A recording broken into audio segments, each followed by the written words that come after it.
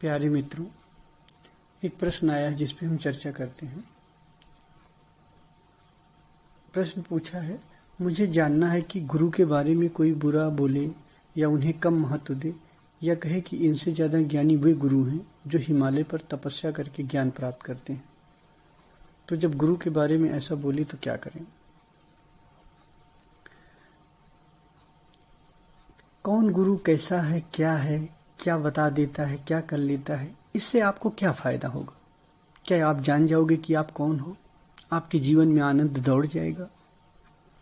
दरअसल कुछ लोग ऐसे होते हैं जो यही काम करते रहते हैं, ये देखते रहते हैं कि कौन गुरु कैसा है, क्या है। उनको दूसरों से मतलब रहता है, अपने से मतलब नहीं रहता है। वो हमेशा दूसरों का ही एनालिसिस करते रहते हैं, लेकिन वो कभी ये नहीं खोजते हैं, कभी ये नहीं सोचते हैं कि मेरे जीवन में आनंद कैसे आए, मेरे जीवन में शांति कैसे आए, मैं आनंदित कैसे हूं और मैं स्वयं को कैसे जानूं। इससे उनको कोई मतलब नहीं होता है। बस उनके दिमाग में खुजली होती रहती है, कभी इधर खुजली कर लेते हैं, कभी उधर खुजली कर लेते हैं। उनका यही काम है। और ये वही लोग हैं जो पिछले जन्मों में बुद्ध को भी गाली दिए हैं, महावीर को भी गाली दिए हैं, कृष्ण को भी गाली दिए हैं। ये पिछले जन्मों में भी सबको गाली दिए हैं और ये इस जन्म में भी वही करते रहते हैं। आपको पता है, अगर ऐसे लोगों को हिमालय पे भी भेज दिया जाए, गुरुओं के पास भी भेज दिया जाए, तो उनके पास भी ये कुछ दिन रह के उनको भी गाली देने लगेंगे, क्योंकि इनको अपने से मतलब नहीं होता है। कौन सा गुरु कैसा है, क्या है, समर्थ है कि नहीं है, वो क्या बोल रहा है, इसमें आपका क्या फायदा है? आप अपने को जान लोगे, स्वयं को जान लोगे कि आप कौन हो। दरअसल आपको जानने से मतलब नहीं है, आपको ये मतलब है कोई आपका कोई काम कर दे, कोई चमत्कार कर दे, कुछ आपको मिल जाए। आप हमेशा भिखारी बने रहते हो, पिछले जन्मों में भी भिखारी, इस जन्म में भी भिखारी आप, और आप मांगते ही चले जाते हो, लेकिन आपका बर्तन भरता नहीं है। क्यों? क्योंकि नीचे से खाली है, नीचे से खुला हुआ है। जैसे एक हो बिना पेदी का लोटा हो और उसमें पानी भरते रहो और वो सदा पानी निकलता चला जाता है, कभी वो लोटा भरता नहीं। वही आप हो।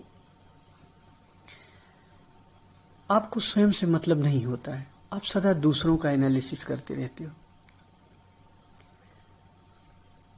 आप गुरुओं के पास जाओ, आप बैठो, जहां आपको आनंद आ जाए, जहां आप खुद को जानने में अपनी मदद कर पाओ, जिसके पास बैठने से आपको ये लगे कि नहीं ठीक है, आपकी कुछ ऊर्जा बढ़ रही है, कुछ आनंद बढ़ रहा है और धीरे धीरे आप आनंद के करीब पहुंच रहे हो। यही कसौटी है, आनंद कसौटी है। जहां आपका आनंद बढ़ता जाए वहां थोड़ा रुक जाओ और प्रयास करो उसको बढ़ाने का, स्वयं को जानने का। गुरुओं के चक्कर में ना पड़ो, क्योंकि गुरुओं को आप कभी खोज नहीं पाओगे। यही कसौटी है जिसके पास बैठने से आपको अनुभव होने लगे, आपकी ऊर्जा बढ़ने लगे, आपका आनंद बढ़ने लगे, आप अपने होने में कभी कभी पहुंचने लगे। आप समझ लो आप सही है। क्यों? क्योंकि परमात्मा सच्चिदानंद है, सच्चित आनंद, वो सत है, सदा है। चित है, वो चैतन्य है। आनंद उसका स्वभाव है, वो आनंद है। जिस गुरु के पास बैठने पे आपको आनंद आने लगे, आपकी ऊर्जा चढ़ने लगे, वहां थोड़ा रुको, थोड़ा देखो, इंतजार करो। अगर कुछ समय बाद वहां भी न मिले, आप चले जाओ। मैं आपको क्या कहता हूं, मैं आपको पहले भी आप मेरे ऑडियो सुनो तो मैं आपको यही कहता हूं कि आप ध्यान करो, जैसा मैं बता रहा हूं। 6 महीने करो आप ध्यान। 6 महीने में अगर आपको कुछ ऊर्जा का अनुभव होने लग जाए, जैसे बहुत लोगों को तो होने लग गया, बहुत लोगों को बहुत अच्छे अच्छे अनुभव होने लग गए, लेकिन कुछ लोगों का वो सूखा ही रहता है, क्योंकि उनको कुछ होता ही नहीं, और होता इसलिए कि वो कुछ करते ही नहीं, इसलिए कुछ नहीं होता है। तो वहां रुक जाओ, 6 महीने 7 महीने वहां रुको, ध्यान करो। अगर आपका आनंद बढ़ता जाए, ऊर्जा बढ़ती जाए, चैतन्यता बढ़ती जाए, तो समझ लो आप सही रास्ते पे हो और कोई कसौटी नहीं है। परमात्मा सच्चिदानंद है। अगर आपका आनंद बढ़ रहा है, चैतन्यता बढ़ रही है, आपका अनुभव बढ़ रहा है, तो आप सही दिशा में हो।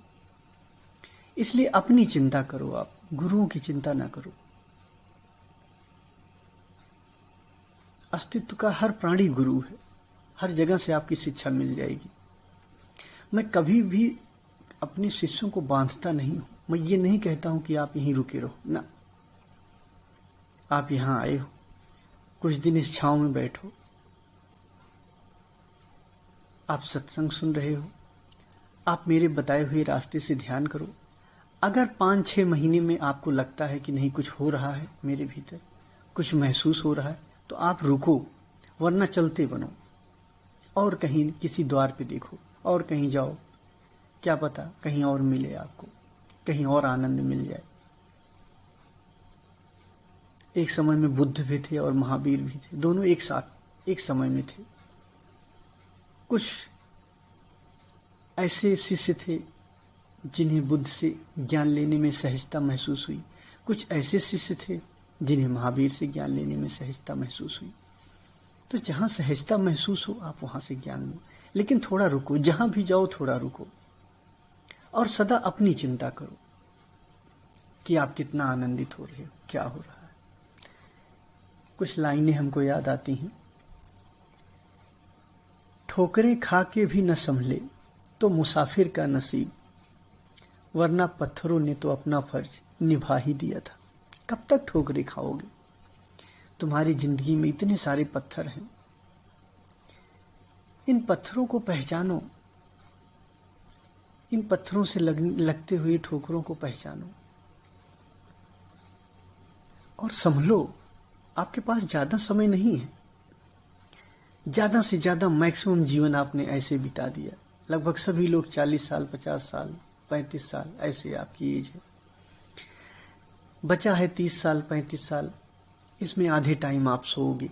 10 साल, 15 साल बचा, इसमें आप यही करने में अपना समय बर्बाद कर देते हो कि ये गुरु अच्छे हैं कि वो गुरु अच्छे हैं, ऐसा करना है कि वैसा करना, कहाँ से ध्यान प्राप्त करना है।